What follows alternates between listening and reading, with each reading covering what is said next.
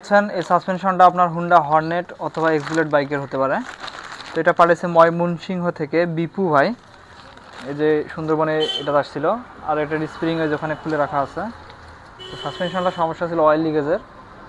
আর Honda Hornet বা এক্সবুলেটের একটা সমস্যা হয়, আপনার সাসপেনশন নিচে ডেবে থাকে আর ওঠে না, অর্থাৎ বসে যায় যেটাকে বলেন আপনারা।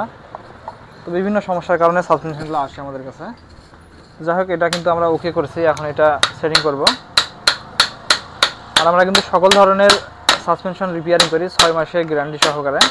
এই সাসপেনশনটা কাজ করে দিলাম, এটা যদি 6 মাসের মধ্যে কোনো ডিস্টার্ব করতে পারেন ফ্রি সার্ভিস দিব। বাংলাদেশের যতগুলো গাড়ি আছে, শুধু আপনার H100S বা CDI যেগুলো আছে আপনার জাপান, এগুলো করা যায়, কিন্তু এগুলোতে খরচা বেশি হয় প্লাস সময় বেশি লাগে। আর যত ইন্ডিয়ান গাড়ি আছে সব গাড়ির আমরা সাসপেনশন রিপেয়ারিং করি এবং 6 মাসের গ্যারান্টি সহকারে। তো দেখতে পাচ্ছেন এটা সেটিং করলাম। এখন এটা আমরা প্রেশারটা চেক করব, এরপরে যদি প্রেশার ঠিক মতো থাকে তারপরে আমরা এটা রিটার্ন করব।